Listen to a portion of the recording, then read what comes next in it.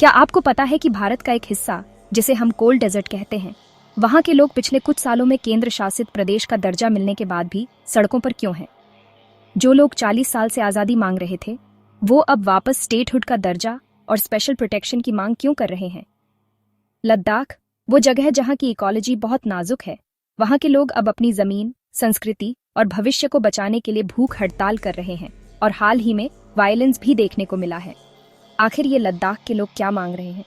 क्या उनकी मांग सही है या फिर ये सिर्फ राजनीतिक दबाव बनाने का एक तरीका है? दोस्तों, अगस्त 2019 में जब जम्मू और कश्मीर से अनुच्छेद 370 हटाया गया, तब लद्दाख को जम्मू और कश्मीर से अलग करके केंद्र शासित प्रदेश का दर्जा दिया गया।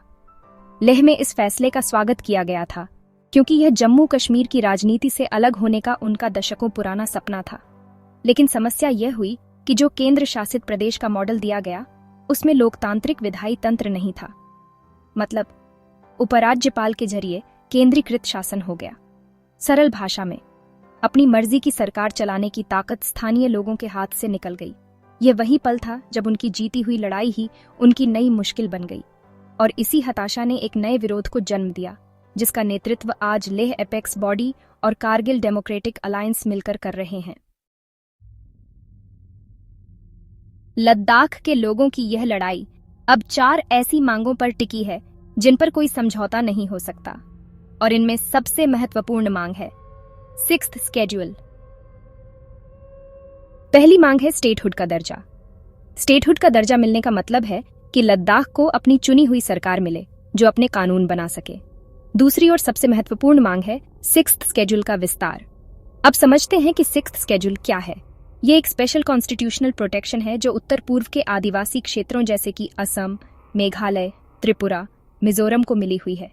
इसके तहत वहां ऑटोनमस डिस्ट्रिक्ट काउंसिल्स बनती हैं, जिनके पास बहुत बड़ी लेजिस्लेटिव पावर होती है। ये ऑटोनमस डिस्ट्रिक्ट काउंसिल्स क्या नियंत्रित करती हैं? सुनिए, भूमि सुरक्षा, वन संसाधन सुरक्षा, रीति रिवाज जैसे विरासत, विवाह, तलाक और सबसे जरूरी नॉन एसटी निवासियों द्वारा की जाने वाली साहूकारी और व्यापारिक गतिविधियों को नियंत्रित करने की शक्ति। यह लास्ट पॉइंट बहुत महत्वपूर्ण है। लद्दाख के लोगों का कहना है कि अगर 6th स्केड्यूल नहीं मिली तो उनका नाजुक इकोसिस्टम और लैंड ओनरशिप के अधिकार बाहरी संस्थाओं से खतरे में आ जाएंगे। इस सुरक्षा को वे इकोलॉजिकल सर्वाइवल के लिए जरूरी मानते हैं। अब देखते हैं लद्दाख वासियों को अन्य मांगे और कुछ वास्तविक जीवन के उदाहरण। बाकी 2 मांगे हैं लेह और कारगिल के लिए अलग अलग लोकसभा सीटें और स्थानीय निवासियों के लिए रोजगार आरक्षण। आज की तारीख में लद्दाख में ग्लेशियर बहुत तेजी से पिघल रहे हैं और अनियंत्रित पर्यटन की वजह से प्रदूषण और पानी की कमी बढ़ रही है।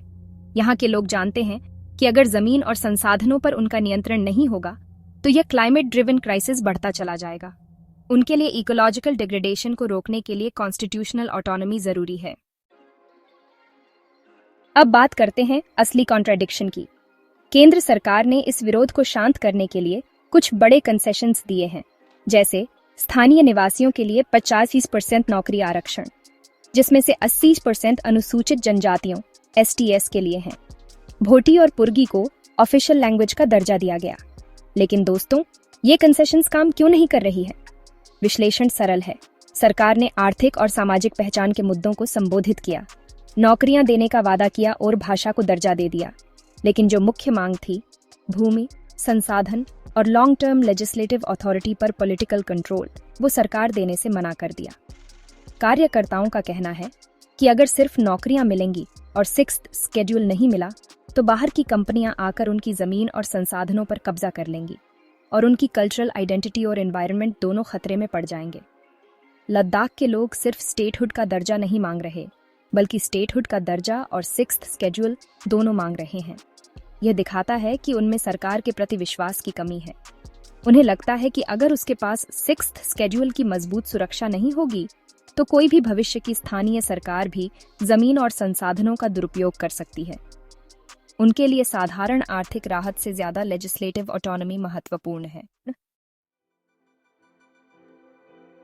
तो अब हम अपने सवाल पर आते हैं, क्या यह विरोध सही है या गलत?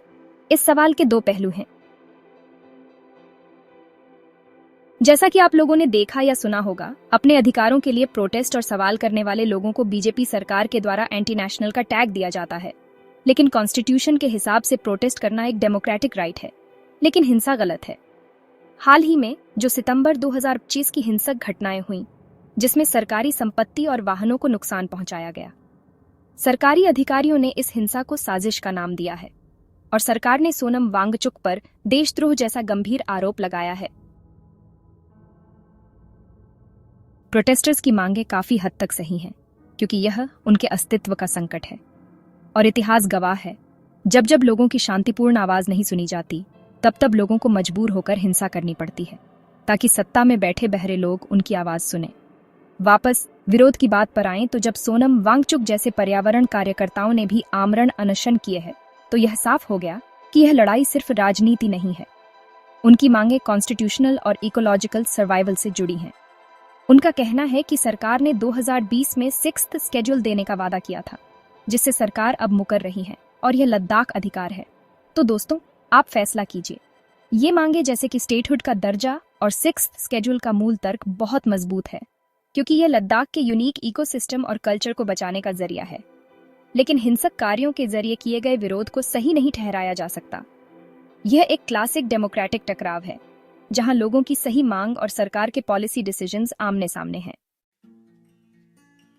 अब देखते हैं कि आम इंसान पर क्या असर पड़ रहा है।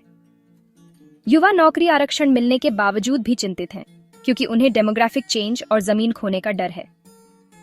लोकल डिसीजन मेकिंग साइडलाइंड हो चुकी है। इकोलॉजिकल क्राइसिस का टाइम बम टिक टिक कर रहा है। अगर सही नीति नहीं आई तो लद्दाख की पहचान और शान दोनों खतरे में पड़ जाएंगे। दोस्तों, लद्दाख की यह लड़ाई सिर्फ जमीन या नौकरी की नहीं है, यह ऑटोनॉमी और अस्तित्व की लड़ाई है। क्या केंद्र सरकार इन लोगों के एग्जिस्टेंशियल क्राइसिस को समझेगी और 6th स्केड्यूल की संवैधानिक ढाल देगी, या फिर यह मुद्दा एक केंद्रीकृत केंद्र शासित प्रदेश की तरह ही लटका रहेगा, ताकि कुछ अमीर लोगों को फायदा मिल सके? आप इस बारे में क्या सोचते हैं? क्या लद्दाख को स्टेटहुड का दर्जा और 6th स्केड्यूल मिलनी चाहिए?